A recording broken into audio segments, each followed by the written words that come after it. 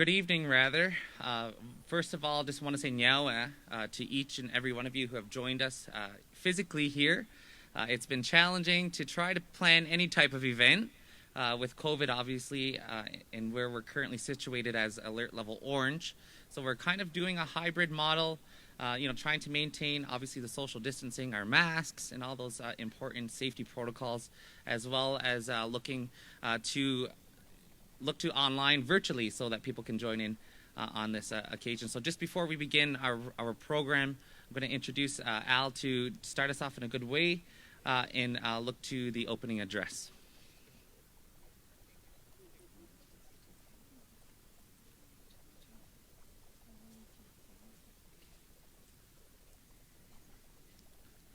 Dananda ngen ko den swatan si yo ska hwen ko wado ne hendwai ho kan to sigwai di son sungwa wi gno hanyo ne always sat ska not vano tanyo da ne di endwe heg hi ya skad handwa ya hangwa ne go ha skad ndwa no hanyo ne to get ni to hangwa ne go ha da ne one handwa cho wi ne sa wonza ge kono ha na dun hon kwa e go to ne ga gwe go ne se ni ha tonyo we he yo dok se ni yo ne ho dai hondo nyo da ne di skad handwa ho ino ni hona ga na ga di ti no hanyo ne to get ni to hangwa ne go ha da ne one handwa cho wi ne wa don ge nyang gwe da ge ha don ya kyo no ha de on ti ki en don ge se ka gwe go scan no na no tanyo da ne di and we he ho ne handwa de wa ya no ni ona ga na ga di ti no hanyo ge nyang gwe da ge ha don ya kyo no di ki en don ne gwe to ne ne don so se wa ya dai na so go wa ne skana dai yo e ha ne ona na ga na de so no hanyo ne to ga ni to ngwa ne go ha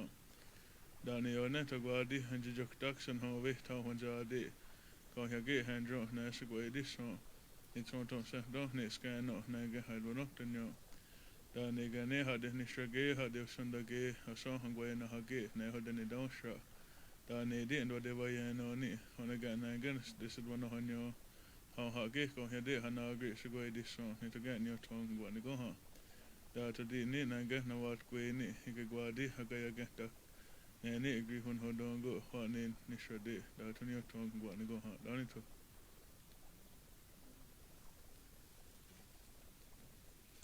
Nyawa Al for starting us off in a good way.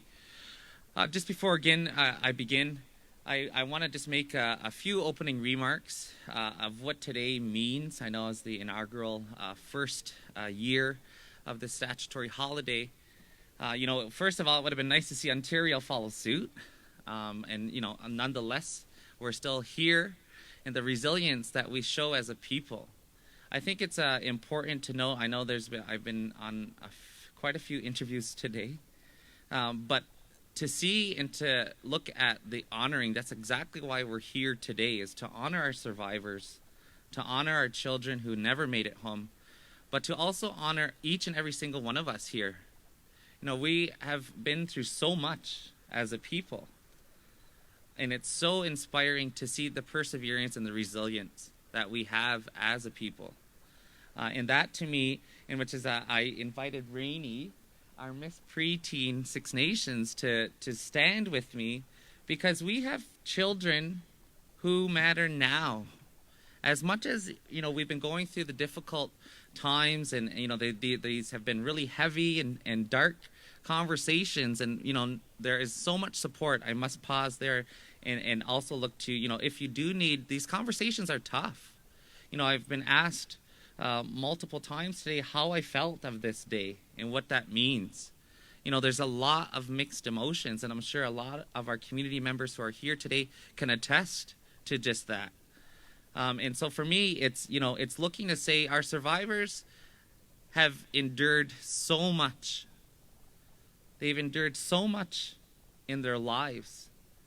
And to be able to then work alongside of them, and for them to continue to guide us and continue to work with us. It is so inspiring to me to be having that true honor and privilege to work along their side. As most of you know, Six Nations is not going down the route as majority of other communities. We have launched the criminal investigation and implemented the Survivor Secretariat. There's been an extensive amount of work that's been done to date and progressing in many areas. We are looking just by virtue of an update from the Survivor Secretariat. And again, want to acknowledge Kimberly Murray, the cultural monitors. You'll hear from one shortly. Peter's one of them who will be speaking as well. Also, the counselors, the Six Nations, the Grand River Elected Council, all of the people who have come together. And that's, I think, as much as it's tough and dark times, and these are hard conversations, we still have to see the beauty of what this all means as well for our people. And what I see is our people coming together for the cause of honoring every child and getting every child back home. And so that's exactly what we're going to do. It's expected to begin the search at the Mohawk Institute as early as next month. They've been through a number of mapping, exercising, listening to testimonials from survivors, doing all that important work so that we can prioritize exactly where we're going to begin. We knew that it was challenging in the beginning because we know survivors are saying now.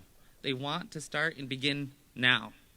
And that's exactly where we've been taking our directive and our direction in order to continue this important work and as we charter down this path. What we see as a community and how we come together is exactly what is so beautiful about our people.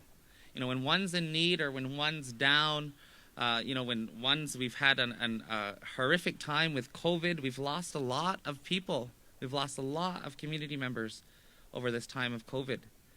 But to see their community come together in important times like this is inspiring to me and makes me want to continue to do this job. This job is not easy.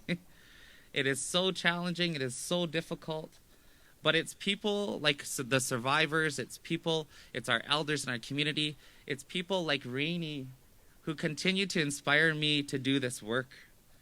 And we have a huge amount of leaders on our council. I want to acknowledge all of our counselors. We've decreased from 12 to 9. There's a lot of work that is taken to play in leadership roles. And so really want to acknowledge them, want to obviously honor and acknowledge all of our survivors, as well as the intergenerational survivors. That is another big piece that I think is still something that we need to talk about more. Mental health. Mental health was a huge, huge issue prior to COVID. It's now been amplified even further. And I think these are important topics that we need to discuss. And I had a conversation this morning on an interview where one reporter bluntly said to me that he doesn't think that we'll see justice. I think justice comes in many forms. Justice is when we all can say we have access to clean drinking water. Justice is for when we have our young people be able to have a healthy environment of a school. Justice is being able to do these important things so that we can progress and move our communities forward under our circumstances, nobody else's. And I think that's the most important piece as we move forward and continue to come together as a community. That's exactly where we need to go at Six Nations. This is going to be such a tough journey as we now get into the beginning stages of the search. But this is something that has to happen and get done. We can't have reconciliation if we don't know the truth. We know the truth based upon the survivor stories. They've been telling us for years and years and years. And you could sense the frustration from some of them. You can sense, I was even having a conversation with one of the survivors. It was, to me, we were sitting on the front area of the Mohawk Institute, when we were joking and laughing. And to me, that was so admirable that I could sit there when yet this person has been through so much trauma at that same exact place, but yet can still sit there and continue to give me advice, continue to support me in my role. And for that, will forever be grateful. And it's truly an honor and privilege to be here with you all today. I'm going to, at this point now, introduce Peter, who is also a cultural monitor as part of the Survivor Secretariat. Again, if you would like to know more information, they have their new website launched. It's survivorsecretariat.ca. You can follow all of our social media pages as well, Six Nations of the Grand River. And our goal is to update community. We're all a part of this. We all have to be a part of this as we journey through this tough time. It's a healing pathway forward. What that looks like is going to be determined by each of all of us. And I know that we have to continue to support each other. We have to continue to support our young people. Our young people are coming up into leadership roles. They've been leaders. It's time to pass the torch, to teach them, to uplift them, to bring them to where we have to look to see what they want to achieve in their lives. All our children matter. They've always mattered, and they matter now even more so. So thank you, Nyawa. I appreciate each and every single one of you. Again, it's truly an honor and privilege. Please, Peter, thank you, Nyawa. Abajo, jibi genini indigo Michikanto dem, Mississauga Jibu Nationalbiandal, New Credit Minimum Six Nations and Donjiba. I was asked to be one of the cultural monitors for the work that's going to be done, and it started at the Mushhole. And I myself wasn't forced to attend that institution. But over the years, I've heard stories, and I've learned that I have relatives on both reserves, both in Mississauga of the Credit and Six Nations, that attended or were forced to go through that, what I call conversion camp. I don't want to call it a residential school. And this morning I went to Oakville, and they had a sunrise ceremony there, and it was at the Oakville Regional Center. And everyone there had an orange shirt. As a matter of fact, they gave me one because I showed up without one. And most of the people standing in that circle were not Indigenous. And at the end, they were all asked to speak if they wanted to speak. And some of them said, "I'm sorry, I didn't know about this." Others said, "I'm ashamed." Others said, "I'm sad."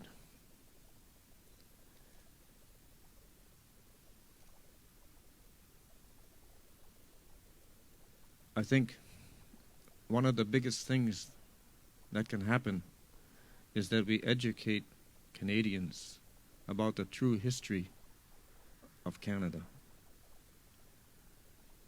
And Canada's history, for the most part, that's been taught has been a lie. Lies by omission, lies by hiding the truth, lies by bending the truth. And I think that time has come where we stop bending over and stand up to be who we are. My son gave me a mulberry tree for Father's Day one year. And it was one of those trees, that's shaped, it's bent over like this. All the branches are bent over. It was not the way that's supposed to grow. That was taught to grow that way, or forced to grow that way, by the settlers who think this is a good idea. And a strange thing happened with that tree. There came a shoot beside that tree, and it kept on going past. It refused to bend over. So now if you go and look on my lawn, you'll see that tree all standing up. And that part that was bent over died. We need to do that. That tree is telling us something. We need to stand up and be who we are, and let that forced thing die. That's not who we are. We need to get our language back. We need to get our culture back. We need to understand our connection with the rest of creation. We're not supposed to be separate. We're supposed to be part of it. We're supposed to understand our place. And every time I see my wife go to ceremonies, the ceremonies that are held out throughout the year, I see that connection is still maintained here, that it's still there, that people still remember to honor all those things that keep us alive, all the plants, the animals, all the medicines. And when I go and talk in schools, I tell the people, you know, our ancestors lived here for thousands of years, and we did not destroy the place because we understood where we fit. We understood we're not the boss. And I think about all these children who were forced to go through that conversion camp, and the stories I hear about some who never made it out, some who never even got buried. And I hear these stories not just from around here. I heard those stories in Quebec. You hear those stories wherever you go. And it's something I see when I sit in the IPC court as a knowledge holder. There's a direct connection between that person sitting accused that goes right back to their residential school.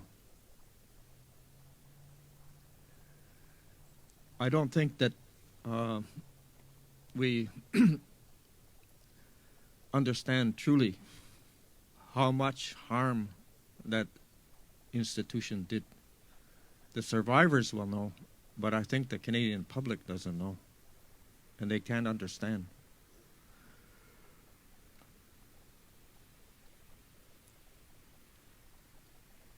I have a relative who is non-Indigenous, and he said to me, you guys should just get over it. That was about 2 years ago. I haven't spoken to him since. I said, you get over it. Howbeit I start punching you in the face, and I'll keep on punching you. But I'm going to tell you at the same time, just get over it.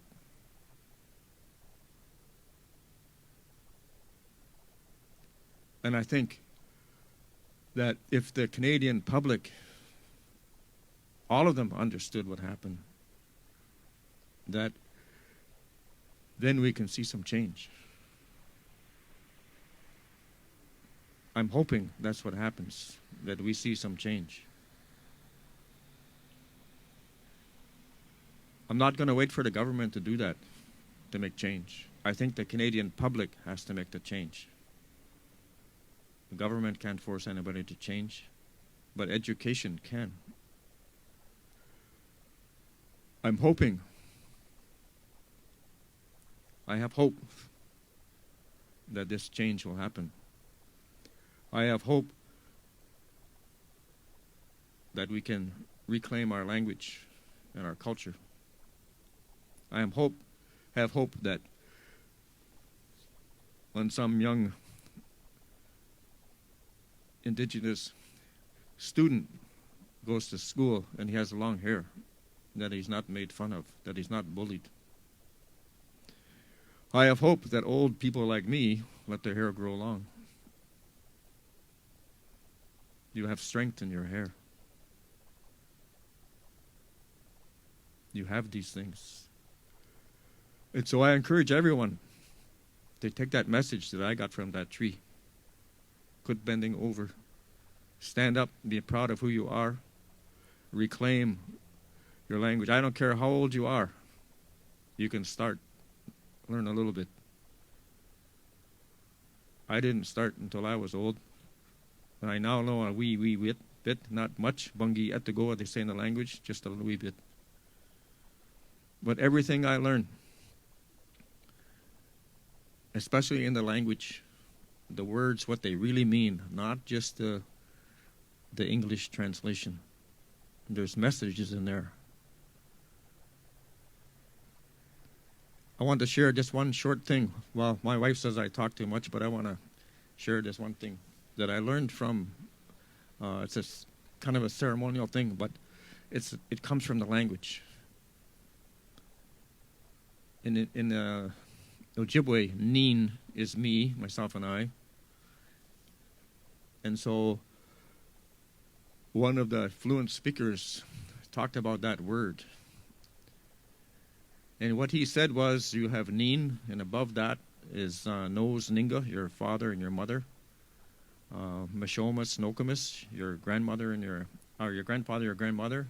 And Indana Kojibichigan, that's above that. And below you, you have Indonis and Gozis, your daughter, your son, and Ojansuk, your grandchildren. And below that is Indana Kojibichigan, the same word as great-grandparent. Also the same word as ancestor. And what he said was, we are inextricably connected to our great-grandparents and also our great-grandchildren. And you're in the middle. If you add those up, there's 7 generations. This is a different way of looking at 7 generations and thinking about 7 generations. You're in the middle. And so whatever happened to your great-grandparents affects you. Whatever happened, or people who went to those institutions, it affects us. But you're in the middle. So you have an opportunity to change that so it doesn't get passed down beyond you. So it doesn't go down to your great-grandchildren. So you have an opportunity to make that change. And you can do that by learning your language, your culture. You can, if you were, and I heard this when I was sitting in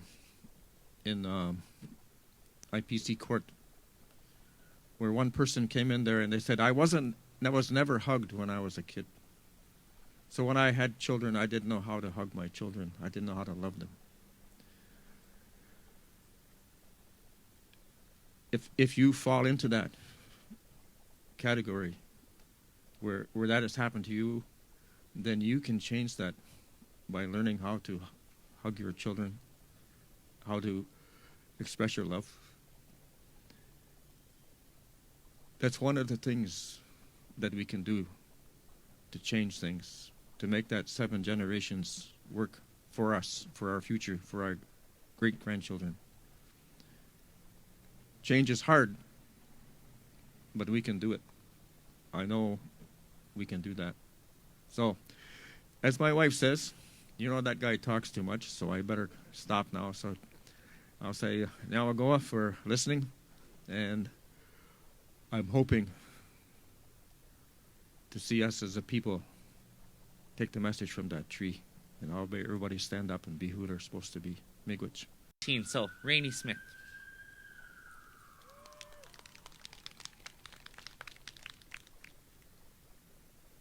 Scano Sugoigo, Rainy Nigraso, Ganakda, Niwa Gashanta, Ganikyono, Niwa Goenjode. Hello, everyone. Rainy is what I am called, Turtle is my clan, and Mohawk is my nation. I would like to talk about children's rights and how they were violated in residential schools. Every child has the right to a first and last name. In residential schools, they gave the children numbers instead of names.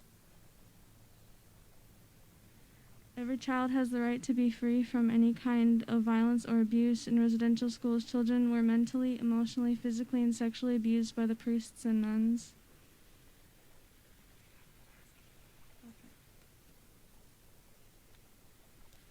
Every child has the right to a childhood, but residential schools rob children of the right to a first and last name. They rob them of their right to be free from any kind of violence and abuse, and they rob them of the right to a childhood. And my response to this is to do everything that they tried to destroy. Learn a song, a dance, go to ceremonies, and learn the language. Yeah, for listening.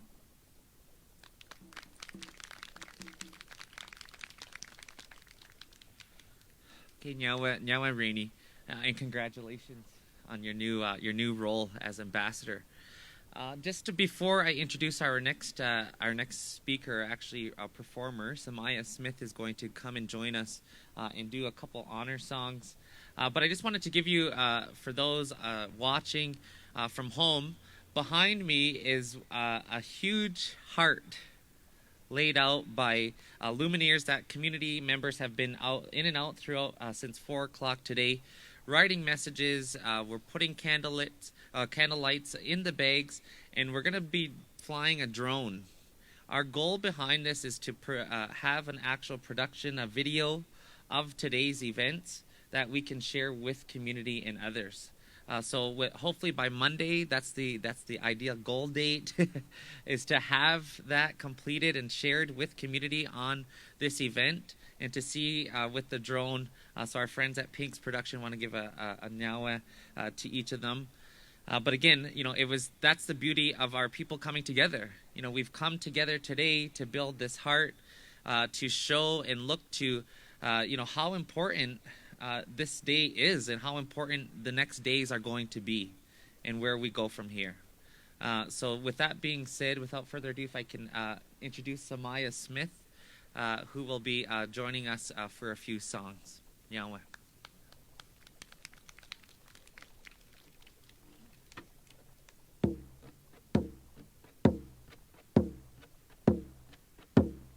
Way,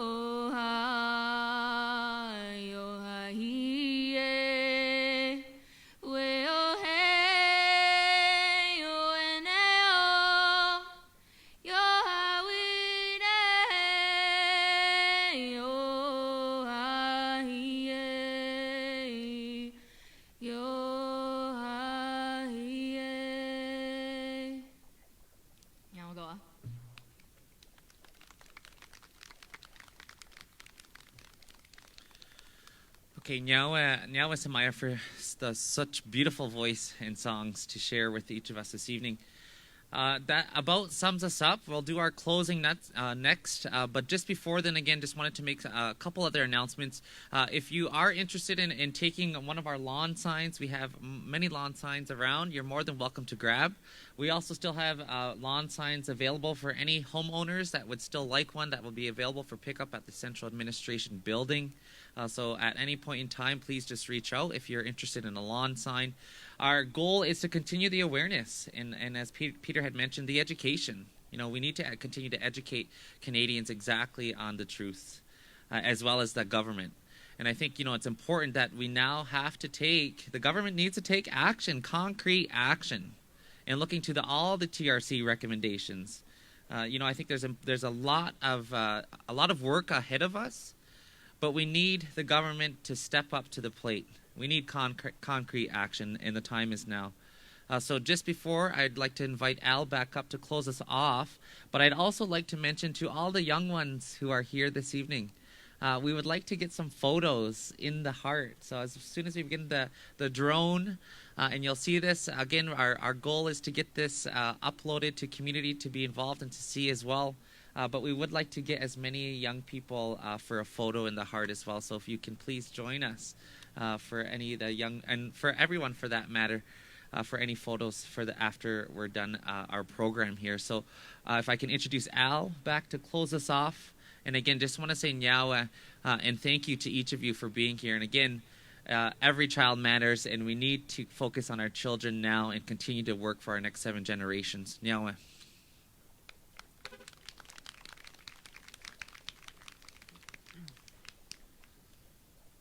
Dananda, ninguém coda, just what I'm seeing, Oscar went go in, and so I don't. They hinted away for Canto, so go this on, and go away, go on, and we Higdy, he has Scott, and did why and go on, go on, so Scott can again, and did what then horn, and to get your tongue, and go on, go on. Down not to go out this, and did what show we. 18 hot when the gate, and go, she can drop, they go turn in, and go, nest and ye hot.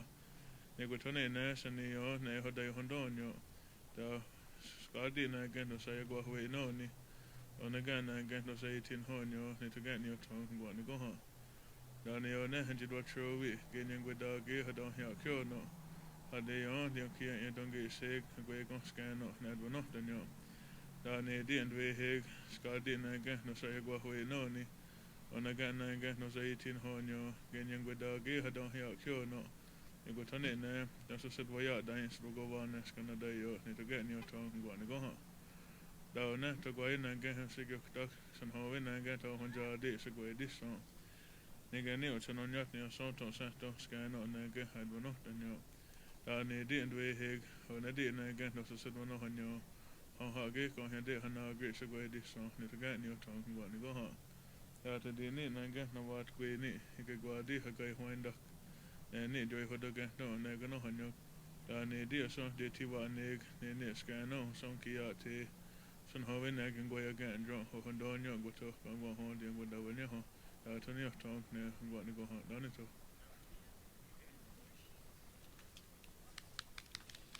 So now, everybody, for joining us this evening. Again, please feel free to take some photos.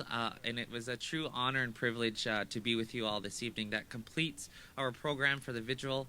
And again, looking forward to the production of our video, and we can share this with full community. So again, nyawa.